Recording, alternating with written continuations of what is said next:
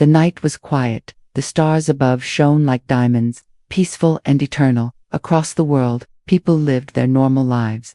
Children slept, cities glowed, lovers walked under the moon. The universe seemed calm, just like every other night. But then, the silence changed. At first, it was only a hum, a faint vibration in the air. Dogs barked, birds flew in panic. The ground itself seemed to tremble. People stepped outside, looking up in confusion, and then, they saw it. Above the clouds, massive shadows appeared. Enormous shapes, larger than any mountain, moved slowly. Across the sky, the stars disappeared behind them, swallowed by their size. At first, many thought it was a storm. But storms do not move with such precision. Storms do not glow with strange lights. The first ship revealed itself over the Pacific Ocean. Its surface was black metal, polished like glass. It stretched for miles, its edges glowing faint blue. The world froze in terror. This was no human machine. This was something greater, something alien. News spread instantly. Screens across the planet showed the same sight, enormous alien ships hovering in the sky. People screamed, others prayed, some stood in silence. For the first time in history, all of humanity looked up together and felt small. In New York, crowds filled the streets, staring at the dark sky. In Tokyo, people pointed at the glowing edges of the ship. In small villages, children held their parents' hands tightly. Everywhere, the same question echoed. What do they want? Then, the ships moved closer. One hovered above Washington, another above Moscow, another above Beijing. More appeared over London, Delhi, Cairo, and Sydney. No country was ignored, no people spared. The sky itself became a prison of black metal. World leaders gathered quickly. Emergency meetings filled the night, voices shouting over each other. Military commanders demanded action. Scientists begged for time. The United Nations chamber shook with arguments. But before any decision could be made, the aliens spoke, across every screen, every radio, every device. A voice echoed. It was deep, layered, inhuman, vibrating through the bones. The words were translated instantly, though no one knew how. People of Earth, it said. You are now subjects of the Galactic Dominion. Submit, and you may live. Resist, and you will be erased. The message repeated, over and over. The world did not sleep that night. Every city, every home, every soldier, every child felt the same weight above them. The alien ships hovered silently, watching, waiting. The alien voice kept repeating, submit or be erased. But in the shadows, plans began to form. In an underground base in Nevada, scientists and generals argued. The scientists spoke of alien technology to advance. The generals spoke of courage, of using what little they had. One man said, they see us as weak, but that will be their mistake. The room fell silent, because everyone knew he was right. Humanity had no great ships, no laser weapons, no advanced shields, but humanity had something else. Creativity, stubbornness, and the will to survive. Throughout history, humans had stood against greater foes.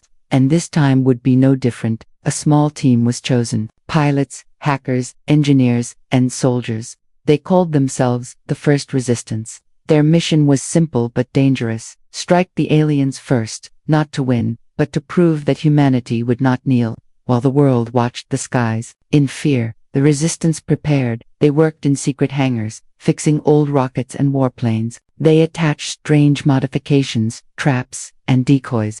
Every tool was primitive compared to alien power, but they believed in one thing. Surprise! The aliens thought Earth was broken. They thought humans were afraid, weak, divided. But humans had a gift the galaxy had not yet seen. The gift of the unexpected. The gift of turning desperation into strength. On the third night after the arrival, the resistance launched, hidden under the cover of a storm. Jets took off silently. Old rockets rumbled to life, carrying makeshift warheads. Hackers prepared computer viruses designed to confuse alien systems. It was not much, but it was everything they had. High above the Pacific, one alien ship drifted slowly. It glowed faintly, lights pulsing like the heartbeat of a giant. Its weapons stayed quiet, as if the humans were too small to matter. That arrogance would cost them. The resistance struck. Rockets screamed through the clouds. Jets dove at impossible angles. Explosions lit up the night sky. The alien ship woke, shields flashing, weapons powering, but for the first time, it felt resistance. The hackers unleashed their virus, alien screens flickered, strange symbols scrambled, lights dimmed, the ship slowed, confused for a precious few seconds, and in that moment, human rockets found their mark. The explosion shook the sky, fire ripping through alien metal. The world watched in shock. For the first time, alien blood, or alien machinery, fell like rain. The great black ship tilted, its engines dying, and with a thunderous crash, it fell into the ocean. The waves swallowed it. Steam rising like the breath of victory, cheers erupted across the planet. People who had whispered in fear now shouted in hope. The aliens were not gods. They were not untouchable. They could bleed, they could fall, and humanity had made it happen.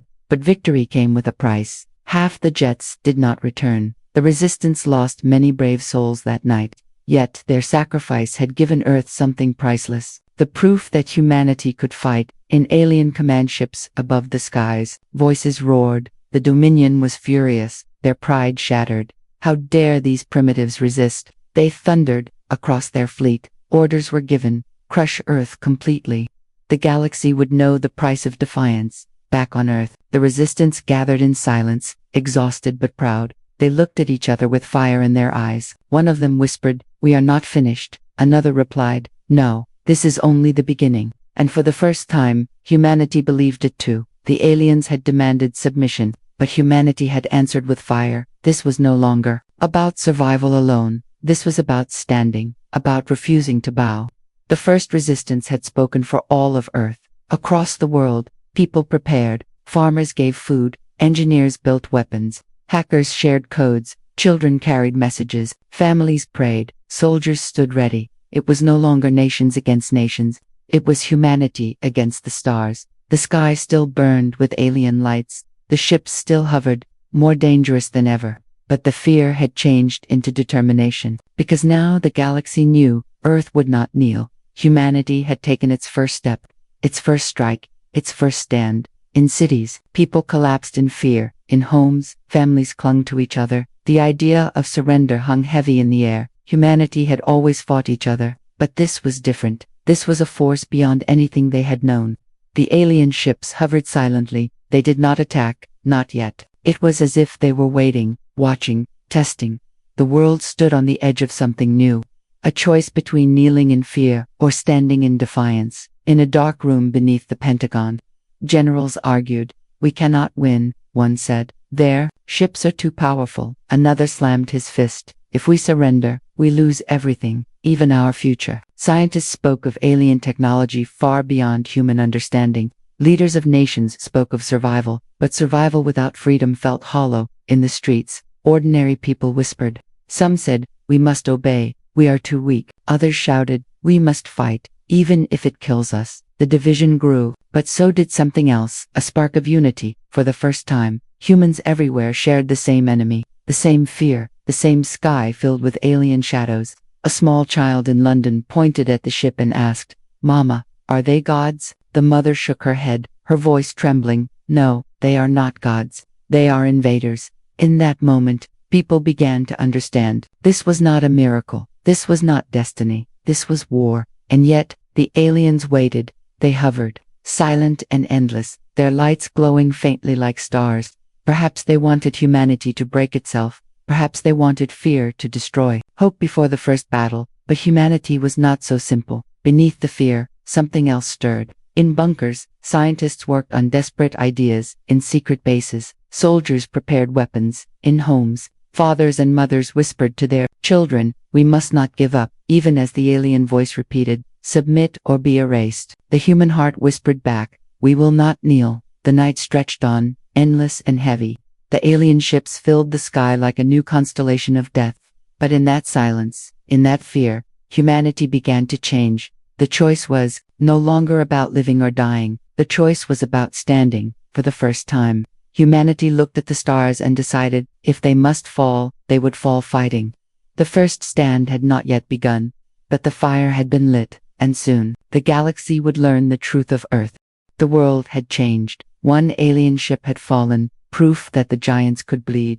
For the first time since the arrival, people looked up at the sky with fire in their eyes. Not only fear. The first resistance had shown the way, but the war was far from over. The Dominion was furious. Across the orbiting command ships, alien voices roared with anger. They had underestimated Earth. They had believed humans were only prey. Now they wanted revenge, swift and merciless. A larger fleet descended, their black hulls blocking the stars. In orbit, a dozen massive ships gathered. They spread across the skies like a storm of iron from every continent.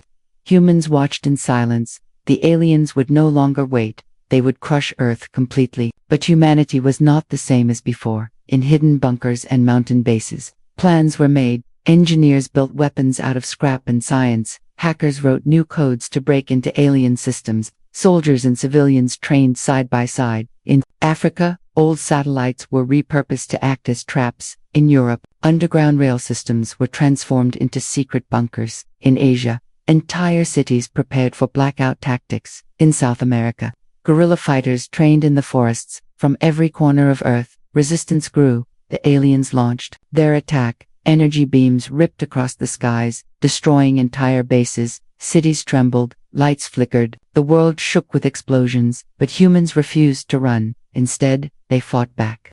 Jets flew in swarms, faster than the aliens expected. Old rockets launched from hidden silos. Hackers sent waves of signals that confused alien systems. The aliens had power, but humans had creativity, and creativity became their weapon. One battle shook the world more than any other. It was the Battle of Low Orbit. A group of human pilots launched in old rockets. They carried explosives strapped by hand, not advanced weapons, but they carried something the aliens did not: desperation and courage.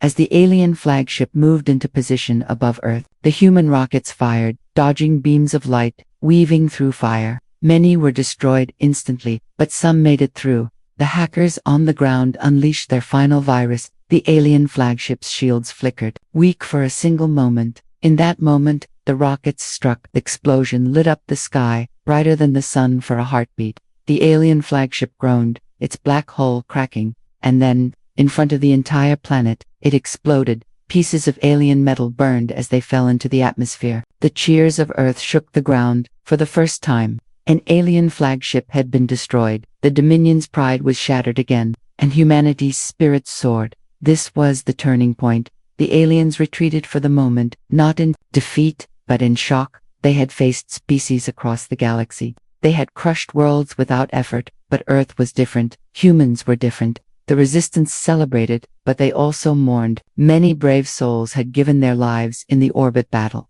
Fathers, mothers, sons, daughters, names now etched into history. But their sacrifice was not in vain. They had given humanity proof of hope. In the ruins of cities, people began to rebuild. Quickly, children painted stars on broken walls, writing "We stand beside them." Families lit candles, whispering prayers not of fear, but of strength. The world was no longer divided by nations. It was united by survival. The aliens would return, stronger, angrier, determined to crush humanity. But now the people of Earth were ready. They had discovered the truth. The aliens were powerful, but not invincible, and when humans refused to kneel, they could move mountains. The first resistance had sparked a flame. The Battle of Low Orbit had turned it into a fire, and now, the galaxy was watching, for the first time. Humanity stood not only as a planet, but as a force that could shape the stars. The galaxy had gone silent after the destruction of the alien flagship.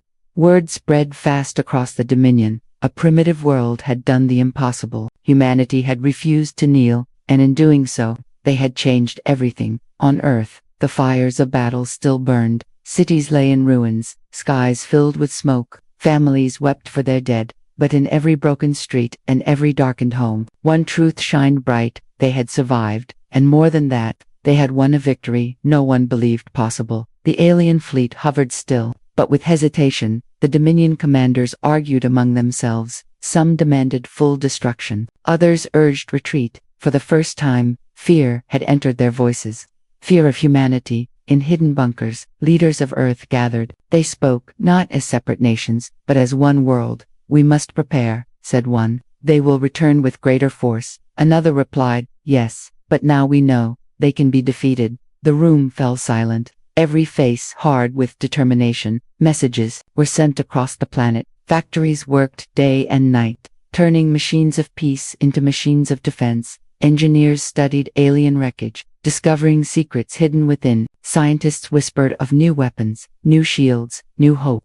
The spark of resistance grew into something greater, a global unity. In the streets, children played war games, shouting, "We are Earth." Families painted the word humanity on walls. Soldiers carried banners not of nations, but of the entire world. The people no longer asked, "Will we survive?" They declared, "We will stand." The Dominion watched, their arrogance fading. They had crushed countless worlds before, but none had fought like this. None had turned fear into fire. None had turned weakness into strength. The galaxy whispered of Earth. Other enslaved planets listened with hope.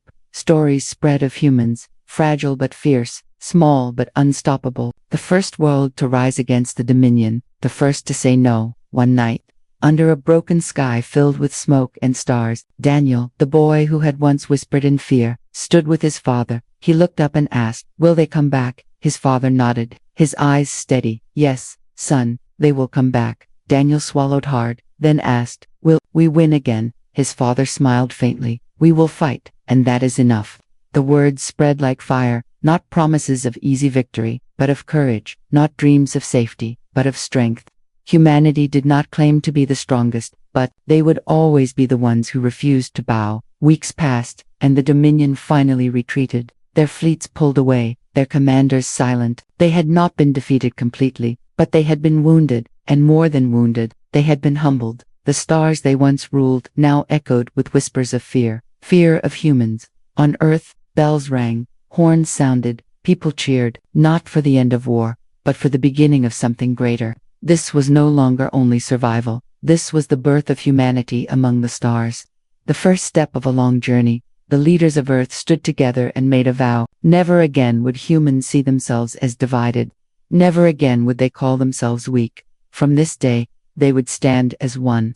Not as nations, but as humanity. And so the story of Earth spread beyond the planet, carried by signals, by survivors, by the very fear of the Dominion. It became a legend, a warning, and a promise that even the smallest world, even the weakest race, could rise and change the fate of galaxies. The night sky remained filled with stars, but for humanity, they no longer looked the same. They were no longer only distant lights. They were battlefields, frontiers, futures waiting to be claimed, and humanity was ready. For the first time, they stood united. For the first time, they looked at the stars not with fear, but with defiance. The galaxy had learned a new truth. Humans were not prey, not weak, not broken.